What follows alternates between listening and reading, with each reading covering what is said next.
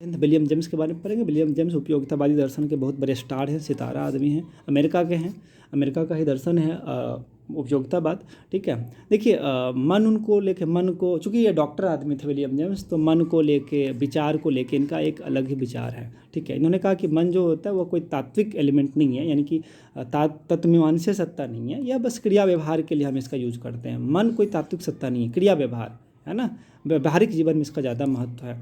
उसी तरह हमारे विचार का भी, हमारी चेतना का भी व्यवहारिक जीवन में, क्रियात्मकता में हमारा इसका महत्व होता है। और फिर इसी सब से विचार या चेतना से यह क्या आता है, विचार आता है। तो विचार उचार का भी क्या महत्व है, तो विचार का भी वही महत्व है। तो वही विचार उपयोगी है जो मतलब व्यवहारिक जीवन में जिसका महत्व है ना। तो व्यवहारिक जीवन को हमको फोकस कर रहा है, और चूँकि मतलब जो उपयोगी है। दूसरी बात, शुद्ध सैद्धांतिक विचार जिसको कहते हैं प्योर थ्योरेटिक कॉन्शसनेस, इसका हमारे लिए कोई इंपॉर्टेंस नहीं है। Pure theoretic consciousness is just empty consciousness, वह शून्य विचार है, उसका कोई महत्व नहीं है हमारे लिए। ठीक है, अब सवाल आता है कि जो विचार है, जो अनुभव है, वो आखिर होता क्या है। ठीक है ना, जिसको हम अनुभव कहते हैं, जिसको हम क्या कहते हैं, अनुभव। तो सबसे पहले याद रखिए कि जो विलियम जेम्स हैं वो रेडिकल एम्पिरिसिस्ट हैं। वो क्या हैं, रेडिकल एम्पिरिसिस्ट हैं। इनका जो अनुभव है सिर्फ सेंसेशन और सेंस परसेप्शन तक सीमित नहीं है, यानी कि संवेदना और संवेदना के प्रत्यक्षीकरण तक सीमित नहीं है। इनका अनुभव बहुत विशाल है। इन्होंने कहा कि हमारा धार्मिक अनुभूति भी अनुभव में आएगा, है ना, सौंदर्य अनुभूति भी अनुभव में आएगा, है ना, या फिर संवेदनाओं की अनुभूति, जैसे इमोशनल सेंसेशन भी अनुभव में, बहुत सारा मतलब अनुभव जो है, अनुभव का जो क्षेत्र है, अनुभूति का क्षेत्र इन्होंने बहुत बड़ा बनाया है। इसलिए इनको रेडिकल एम्पिरिसिस्ट भी के रूप में भी माना जाता है। अब सवाल आता है कि अनुभव अपने आप में क्या है। तो याद रखिएगा कि अनुभव के बारे में इनका विचार है कि अनुभव जो है, जिसको हम अनुभव कहते हैं, वह अपने आप में क्या है, न्यूट्रल है। मतलब न्यूट्रल है, यानी कि तटस्थ है अपने आप में। बात समझ गया ना। कहने का मतलब यह ना तो फिजिकल है, ना ही यह भौतिक है, और ना ही यह क्या बोलते हैं उसको, साइकोलॉजिकल है, ना ही यह मानसिक है। याद रखिएगा, अनुभव अपने आप में, अनुभव या हमारा जो विचार होता है अपने आप में क्या है, वह ना ही फिजिकल है, ना ही यह क्या है, भौतिक है, और ना ही यह मानसिक। अपने आप में यह न्यूट्रल होता है। अपने आप में क्या होता है, यह न्यूट्रल होता है। यह विचार है विलियम जेम्स का। ठीक है, तो अब जैसे हम इसको न्यूट्रल बोल देंगे तो मेटाफिजिक्स और मेटाफिजिक्स कहते हैं, मतलब मटेरियलिज्म और आइडियलिज्म की लड़ाई ख़त्म हो जाएगा। यानी कि भौतिक और मानसिक का जो द्वैत डुअलिटी होता है ना, फिजिकल और साइकोलॉजिकल के बीच, या भौतिकवाद और प्रत्ययवाद के बीच, ये लड़ाई ख़त्म हो जाएगा। दोनों के द्वैत का कोई मतलब ही नहीं रह जाएगा। तो इन्होंने जैसे कि, अच्छा ये देखिए, यह देखिए, जैसे कि उन्होंने एक एग्जाम्पल दिया है, यह देखिए, हमने मान लीजिए ये मान लीजिए यह पॉइंट है, दिस पॉइंट इज कॉल्ड, मान लीजिए ओ। ठीक है, this line is P Q, this line is R S, this line is A V, suppose that. ठीक है, यह जो पॉइंट ओ है, यह जो पॉइंट ओ है, ठीक है ना, तो वह तो मान लो ए बी पे भी स्थित है, वह आर एस पे भी है, और पी क्यू पे भी यह स्थित है। ठीक है ना, तो वो जो बिंदु है वह क्या है, वह केवल बिंदु नहीं है, वह सभी रेखाओं का बिंदु है ना, अपने में वह एक बिंदु है ना, जो कि जितने भी यह लाइन है, A B P Q R S, सभी से न्यूट्रल है वह। ठीक है ना, जब हम ए बी के पॉइंट ऑफ व्यू से देखेंगे तो वह ओ ए बी पे नज़र आएगा। हमारा पॉइंट ऑफ व्यू क्या, हम यदि पी क्यू के पॉइंट ऑफ व्यू से देखेंगे तो यह पी क्यू पे नज़र आएगा, आर एस का पॉइंट ऑफ व्यू से देखेंगे तो आर एस पे नज़र आएगा। कहने का मतलब क्या हो गया, उसी तरह अनुभव होता है, अनुभव भी न्यूट्रल ही होता है।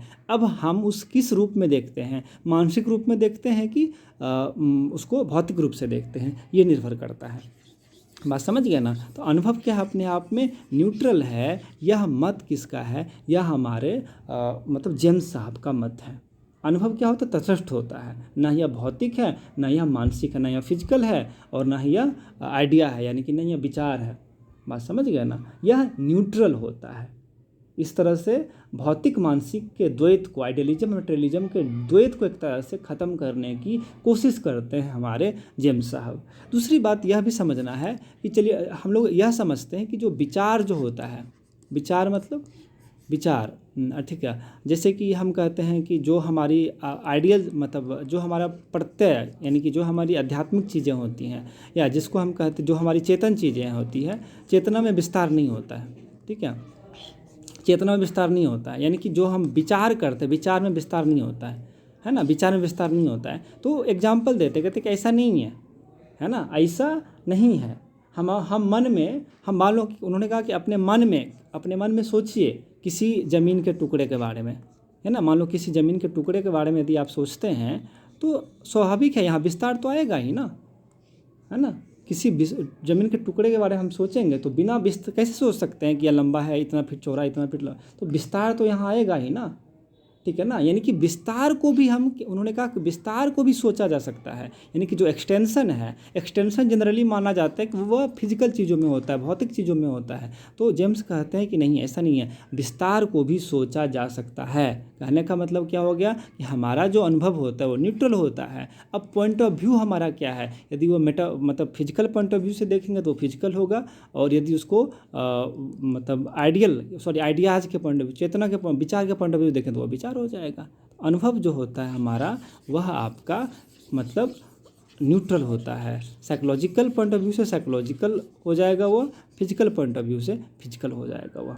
यह हमें समझना है, ठीक है। ये इनका बहुत बड़ा इम्पोर्टेंट बात इन्होंने दर्शन को दिया है। दूसरी बात जेम्स कहते हैं कि ठीक है, अनुभव तो मान लो कि हमारा न्यूट्रल हो गया, ठीक है। अब आप सत्ता के बारे में आपका क्या ख्याल है, जिसको हम लोग रियलिटी कहते हैं। What do mean by reality, सत्ता के बारे में आपका क्या ख्याल है। देखो, सत्ता के बारे में इनका ज़्यादा कुछ नहीं कहना। उन्होंने कहा कि सत्ता जो है उन्होंने कहा कि इंद्रिय अनुभव का विषय है। सत्ता जो होता है अनुभूत होता है, यही इसलिए तो रेडिकल इम्प्लिसिट, सत्ता अनुभूति का विषय है। सत्ता क्या होता है, हमें अनुभव से ही ज्ञात होता है, ठीक है ना। कहने का मतलब ऐसा नहीं है जिसको हम रियलिटी कहते हैं, यानी कि ये इनका मेटाफिजिक्स है, यानी कि जो है जिसको हम दुनिया का सत्य कहते हैं, ऐसा नहीं है कि वह हमारे अनुभव से परे है ना, अनुभवातीत है, ऐसा कुछ नहीं। वह उसको हम एक्सपीरियंस से जान सकते हैं, बात समझे ना। एक्सपीरियंस से जानेंगे तो यानी कि उसका विश्लेषण भी कर सकते हैं, ठीक है। दूसरी बात कि जो मतलब अब हाँ, यह सत्ता कहाँ से आया ये सब नहीं बता सकते। उन्होंने कहा कि सत्ता निर्माण तो सत्ता के बारे में तो हम अनुभव से बता सकते हैं कि सत्ता के बारे में हम जान सकते हैं, सत्ता हमारे अनुभव का विषय है। लेकिन उन्होंने कहा कि सत्ता कहाँ से आया, है ना, ये सब चीज़ें हमको नहीं पता है, ठीक है ना। और जिन्होंने कहा कि सत्ता चूंकि हम पे निर्भर करता है, जो रियलिटी है डेट डिपेंड अपॉन मी, वो आप पे निर्भर करता है, इसलिए वो परिवर्तनशील भी होगा। सत्ता क्या होगा, देखो कुछ नया थ्योरी है, क्योंकि अभी तक हमने पढ़ा कि सत्ता हमेशा और रियलिटी हमेशा अपरिवर्तनशील होता है। इन्होंने कहा कि रियलिटी हमेशा परिवर्तनशील होगा। साथ ही रियलिटी एक नहीं होगा, प्लुरलिस्टिक हो सकता है यह, यानी कि अनेक हो सकता है। जो रियलिटी है, सत्ता तो अनेक हो सकता है ना, क्योंकि मानव अनेक है, मानव पर निर्भर करता है ना, इसलिए अनेक हो सकता है। अब फिर अच्छा अनेक सत्ता होगा तो फिर कैसे पता करेंगे कि कौन वास्तविक है कौन अवास्तविक है। यदि सत्ता मान लो अनेक है तो how can we decide that कि यह सही है, यह वास्तविक है या अवास्तविक है। उन्होंने कहा कि वास्तविकता वास्तविकता का पता कैसे चलेगा, उसका पता चलेगा हमें अनुभव से हम उसके साथ जुड़ेंगे, जो सत्ता है उसके साथ हम जुड़ेंगे, उससे संपर्क साधित करेंगे, ठीक है ना। मतलब जिस सत्ता से संपर्क साधित करेंगे तो हमारा व्यवहारिकता में यदि उस माने अर्थपूर्ण होगा तो यानी कि वो सत्ता वास्तविक है, नहीं तो अवास्तविक हो जाएगा। जैसे मान लीजिए आम हम कहें कि कौन सा आम वास्तविक है, 2 आम दिया हुआ है, हम चेक करेंगे मान लीजिए, ठीक है ना। अब जो स्वाद है आम में, है ना, आम देखे आम है तो स्वाद आदि की व्यवहारिक उपयोगिता उपवादेयता सिद्ध होगा। अब मिट्टी का कोई आम है तो उसका कहानी खत्म है, यानी कि वो अवास्तविक आम हो गया। तो व्यवहारिकता से पता चलेगा कि हमारी जो सत्ता है अनुभव करेंगे, व्यवहारिकता से पता चलेगा कि हमारी सत्ता वास्तविक है कि नहीं है। लेकिन सत्ता जो है जिसको हम रियलिटी कहते हैं वो अनुभव का विषय है, वह व्यक्ति सापेक्ष होता है, वो हमारे आप पर निर्भर करता है, ठीक है ना। यह बहुत ही इनका एक तरह से इम्पोर्टेंट दर्शन है। और एक उन्होंने एग्जांपल दी, जैसे मान लो यह एक त्रिभुज हो गया। अब मान लो ऐसा हम एक त्रिभुज बना लेते हैं, ठीक है। अब मान लो उन्होंने कहा देखिए यह जो है व्यक्तियों पर निर्भर करता है ना, कोई व्यक्ति कहेगा कि यहाँ पे 1 2 3 4 5 6 मतलब बहुत सारा त्रिभुज 8 9 त्रिभुज यहाँ पे पड़ा हुआ है। कोई कहेगा कि हमको स्टार दिख रहा है, कोई कहेगा कि 2 त्रिभुज उल्टा सीधा रखा हुआ है, ठीक है ना। तो कहने का मतलब क्या हो गया कि ये जो चीज़ें हैं अपने आप में ये अपने आप में कोई रियलिटी नहीं है। यानी कि यह व्यक्ति पे हमारे भी निर्भर करता है, वह किसी व्यक्ति के, है ना, जिस रूप में, मान लो जिस व्यक्ति को यह जिस रूप में अनुभव होगा उसके लिए उसका यही महत्व होगा, ठीक है ना। तो जो व्यक्ति जिस रूप में अपने अनुभव का इसको अंश बनाता है ना, तो मानव के लिए सत्ता जो है वह अनुभव निर्मित होता है। कहने का मतलब किसी के लिए यह स्टार है, किसी के लिए 6 7 त्रिभुज है, किसी के लिए उल्टा सीधा रखा हुआ कुछ आकृति है। उसीलिए सत्ता जो है अपने आप में न्यूट्रल टाइप की चीज़ें हैं, है ना।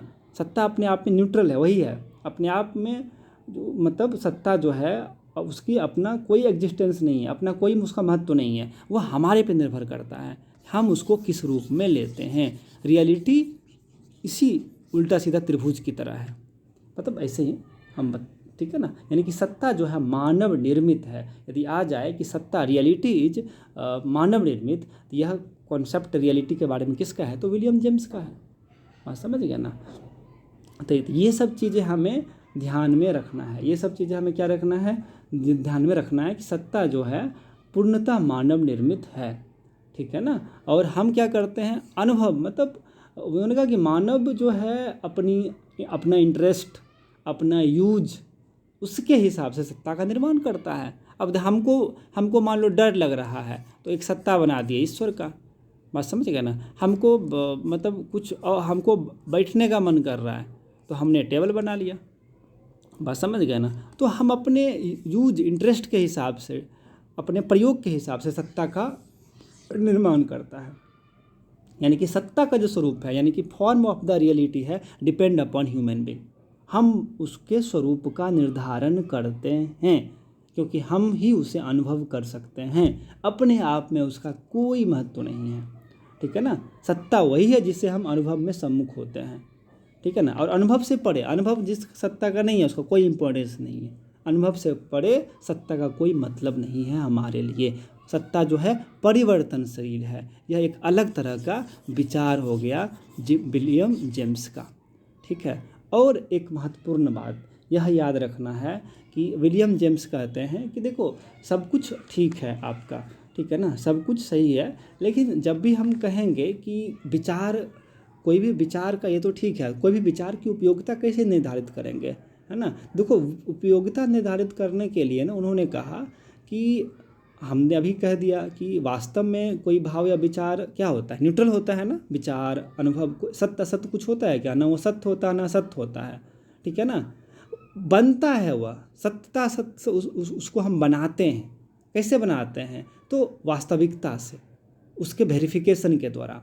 उन्होंने कहा कि कोई भी विचार जो होता है या कोई भी भाव या कोई भी आइडिया, उसमें वह ट्रू या फॉल्स नहीं होता है। हाँ उसमें ट्रूथ क्लेम होता है। उसमें क्या होता है, ट्रूथ क्लेम होता है, यानी कि उसमें सत्यता का दावा होता है, ट्रूथ क्लेम होता है उसमें। बात समझ रहे हैं ना, ठीक है। और फिर हम क्या करते हैं, तो ट्रूथ क्लेम तो इसमें होता है, लेकिन उसके ट्रूथ क्लेम का हम कैसे पता करेंगे कि यह सत्य हो सकता है कि असत्य हो सकता है, तो वेरिफिकेशन करके। वेरिफिकेशन कैसे करेंगे, तो वास्तविक व्यवहार में करेंगे, ठीक है ना, वास्तविक व्यवहार में करेंगे, ठीक है। तो वास्तविक जैसे कि आम पड़ा हुआ है, ठीक है ना, एक मिट्टी का आम है, एक सच में आम है, तो पता चल जाएंगे। तो आम पड़ा हुआ है तो हमारे लिए सत्य असत्य ये नहीं है। क्या करेंगे, हम यह कहेंगे हाँ हो सकता है, सत्य असत्य ये हो सकता है, इसमें ट्रूथ क्लेम है। बात समझे ना, सत्यता का दावा इसके बारे में कर सकते हैं, लेकिन पहले ये सत्य असत्य नहीं है, बाद में सत्य असत्य ये हो सकता है। कब, जब व्यवहारिक रूप में इसका वेरिफिकेशन कर लेंगे, इसका प्रमाणीकरण कर लेंगे। प्रमाणीकरण कैसे करेंगे, तो प्रमाणीकरण कर लेंगे कैसे, ठीक है ना। प्रमाणीकरण हम व्यवहारिक रूप से करेंगे ना, बौद्धिक रूप से करेंगे कि तार्किक रूप से करेंगे। लॉजिकली इसको हम प्रूव नहीं कर सकते हैं ना, रेशनली। हम इसको अपने व्यवहार में, ठीक है ना, व्यवहार में इसको प्रमाणित किया जा सकता है। ठीक है, तो यह बात याद रखना है कि किसी भी चीज़ में, किसी भी विचार में सत्यता दावा होता है वो पहले से सत्य असत्य नहीं होता है। ठीक है, उसको सत्य असत्य हम विचारों में उसका वेरिफिकेशन कर सकते हैं अपने विचारों में। ठीक है, तो यह चीज़ हमें ध्यान रखना है। दूसरी बात यह याद रखना है कि जो, ठीक है ना, और सत्य जो है, किसी भी चीज़ को सत्य कब बोलेंगे, सही बात हो गया, तो उसकी वर्केबिलिटी देखेंगे, वर्केबिलिटी यानी कि उसकी व्यवहार्यता देखेंगे।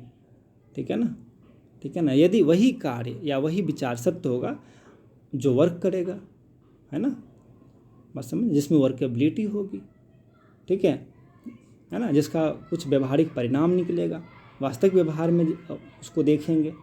तो सिंपल सी बात है, जेम्स यही बातें कहते हैं, बात समझ रहे हैं ना। और दूसरी बात है कि सत्ता के बारे में उनका और भी थ्योरी है, तो वह भी देखेंगे कभी। याद रखिएगा कि उनका जो सत्ता का सिद्धांत है, मतलब जो सत्ता का सिद्धांत है उनका, सत्ता का सिद्धांत है ना, उसके बारे में कहा जाता है कि उनके सत्ता सिद्धांत को क्या कहा जाता है,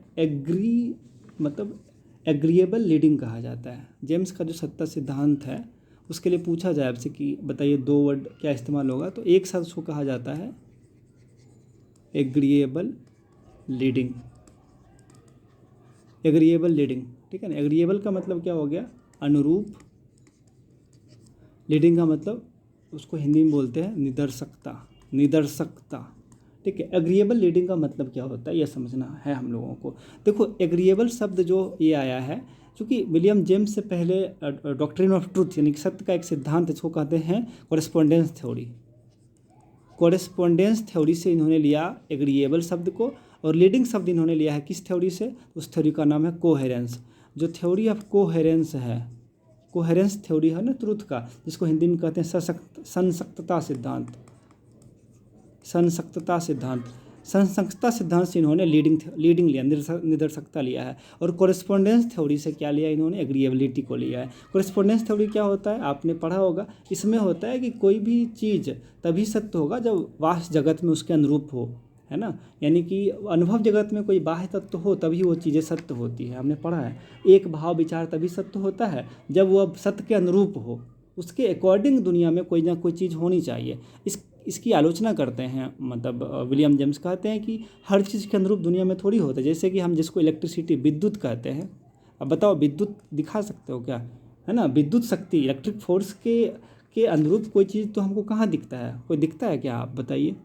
ठीक है ना, जो कोई बाह्य वस्तु तो नहीं है, बाह्य तत्व तो नहीं है, ठीक है ना, फिर इसको हम सत्य कैसे मान लेंगे। फिर भी इसलिए मतलब उन्होंने कहा कि यह कोरेस्पोंडेंस थ्योरी भी सही नहीं है। कोहेरेंस में क्या होता है, कोहेरेंस थ्योरी कहता है कि मतलब कोई भी विचार या भाव तभी सत्य होगा जब कोई सिस्टम ऑफ बिलीफ हो, या मान लो पूर्व स्थापित, बिलीफ का मतलब सिस्टम हो, यानी कि विचारों की से पहले का कोई एक विचारों का समूह हो, या विचारों का कोई एक पूर्व स्थापित क्या हो, मतलब ग्रुप हो, उससे हमारा मतलब विचार या भाव मिलना चाहिए, सिस्टम ऑफ बिलीफ से मिलना चाहिए, है ना, तभी वो आपका जो विचार है वो सत्य होगा। यहाँ है कि उसके अनुरूप वस्तु होने चाहिए, यहाँ है कि आपका विचार पूर्व स्थापित, मतलब पहले से बहुत सारे विचार से आपका विचार मिलना चाहिए, है ना। यहाँ पे कोहेरेंस थ्योरी में कहते हैं कि यह भी सही नहीं होगा, क्योंकि यदि ऐसा मान लिया जाए तो फिर तो एक याद है कि मतलब क्या नाम है, सिस्टम ऑफ बिलीफ्स पहले क्या था, जैसे कॉपरनिकस ने कहा था कि सूर्य जो है वह स्थिर है, पृथ्वी घूम रही है। लोगों ने कॉपरनिकस को फांसी पे, मतलब कॉपरनिकस को मार दिया गया था, मारने की कोशिश की गई थी, जो भी है। कॉपरनिकस को दंड मिला था उसके लिए, जब सूर्य को उन्होंने सौरमंडल के सेंटर में रख दिया था। क्योंकि उसके पहले सिस्टम ऑफ बिलीफ्स क्या था, उसके पहले सिस्टम ऑफ बिलीफ्स था, लोग ऐसा मानते थे कि मतलब पृथ्वी स्थिर है और सूर्य घूमता है। कॉपरनिकस ने उसको चैलेंज कर दिया, वो मार दिया गया। तो जेम्स कहते हैं कि यदि हम सत्य के इस सिद्धांत को मानेंगे कि सिस्टम ऑफ बिलीफ्स के अनुसार ही सब कुछ सत्य होगा, फिर तो नया नया विचार या फिर कैसे प्रगति होगा समाज का। इसलिए दोनों सिद्धांत में गड़बड़ी है। लेकिन इन्होंने कहा कि एक बात इस माने कॉरेस्पोंडेंस थ्योरी में एक बात है। कॉरेस्पोंडेंस थ्योरी में क्या था कि दुनिया में वही सत्य होगा, उसके अनुरूप सत्य माने वस्तु के अनुरूप होनी चाहिए, तभी सत्य होगा। तो उन्होंने कहा कि तो सत्य को सत्य के अनुरूप तो होना ही चाहिए। उन्होंने कहा सत्य को सत्य के अनुरूप होना चाहिए, जो हमारा सत्य है उसको सत्य के अनुरूप, रियलिटी के अनुरूप होना चाहिए, इसमें कोई दिक्कत नहीं है, ठीक है ना। दूसरी बात, लेकिन सिर्फ यही नहीं, फिर उन्होंने कहा कोहेरेंस से भी कुछ चीज़ लेते हैं। कोहेरेंस में भी एक अच्छी बात है। कोहेरेंस में क्या अच्छी बात है, तो उन्होंने कहा कि कोहेरेंस में अच्छी बात यह है कि हमारा जो मतलब जो विचार है, ठीक है ना, तभी सत्य हो सकता है कि जब विभिन्न पहलुओं को वह अपने में समेटे रहे। विभिन्न पहलुओं को, है ना, अनुभव का बहुत सारा पहलू होता है, सबको हम लेके चलें, ठीक है। यदि हम कह दें कि सूर्य सौरमंडल के केंद्र में है, तो अब हम ऐसा कह देते हैं हम, लेकिन अब पृथ्वी ग्रह ही नहीं रह पाता, बात समझ रहे हैं ना। चंद्रमा का महत्व खत्म हो जाता, ठीक है ना, तब यह जो सिस्टम ऑफ बिलीफ्स था गड़बड़ हो जाता। तो सूर्य पृथ्वी के सौरमंडल के केंद्र में है, लेकिन हमें पृथ्वी को भी प्लैनेट के रूप में इसके चारों तरफ दौड़ाते हैं, है ना। उसके बाद सैटेलाइट, मून को भी एक सैटेलाइट के रूप में रखे हुए हैं। तो कहने का मतलब सब कुछ को लेके चलना होता है, ठीक है ना। कहने का मतलब क्या हो गया कि अनुभव के विभिन्न पहलुओं को जोड़ कर जो विचार रखे वही सत्य होगा। तो दोनों को लेके इन्होंने बनाया क्या, एक तो यहाँ से बनाया सत्य के अनुरूप, दैट इज एग्रीएबल अनुरूपता। एक उन्होंने बनाया कि सब कुछ को लेके चले, अनुभव के सारे पहलुओं को लेके चले, निदर्शकता, लीडिंग, ठीक है ना। तो एग्रीएबल लीडिंग जो विचार है यह किसका है, विलियम जेम्स का है, ठीक है। यानी कि सत्ता के सिद्धांत उन्होंने माना एग्रीएबल लीडिंग। बात समझ गए ना। अब इसका एग्जाम्पल जो बाद में आएगा, ठीक है, इससे जो आपका है मुझे लगता है कि काम चल जाना चाहिए, ठीक है। चलिए, ये थे विलियम जेम्स, बाकी देखते हैं क्या होता है।